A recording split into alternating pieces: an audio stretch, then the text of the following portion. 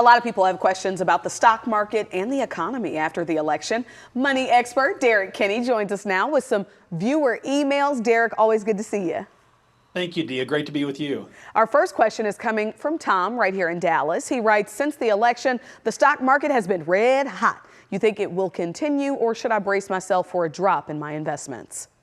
Well, Tom, think about today. We've seen the market be red hot, but suddenly it cooled off today. So I think we may see continued volatility. Keep in mind, though, with a new president, there's a new vision, a new investment philosophy.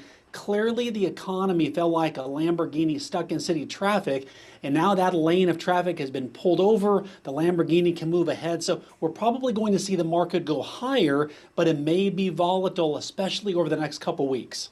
Angela in Frisco, Derek, is asking, how much impact does the president actually have on the economy? Isn't it Congress who passes bills and legislation?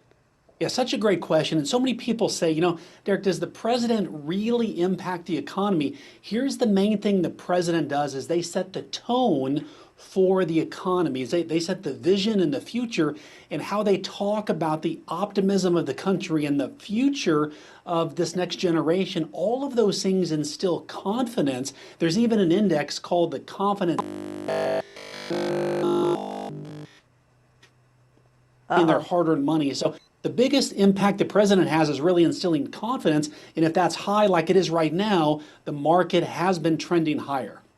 Let's go to Henry in Arlington next, who writes, I was worried about the election and moved all of my investments into cash. Whoa, things are looking better now. What changes do you suggest I make?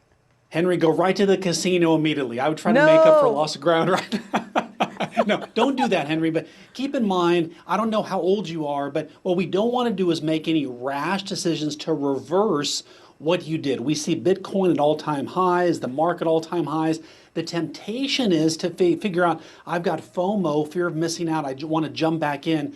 What you want to do is what I call reverse dollar cost average, and that is just continue and start adding money back in the market now. Something like the S&P 500 index, the big blue chip companies that tend to go up when the market goes up would be the best and easiest way, both in your 401k and in your other monies that you might have pulled out.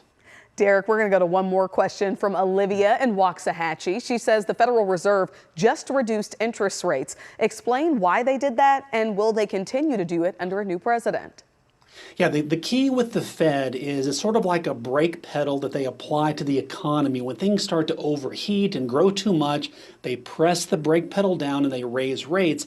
Now they're wanting to press the gas pedal down to get the economy going again and bring inflation down. So we saw just last week the Fed dropped rates a quarter point, and they indicated they'll probably continue doing that. Now, keep in mind, a new president, a new Congress will set a new tone for the economy, but one thing every president always wants is a growing economy, low inflation, people working, because that means happy people and typically happy voters the next election.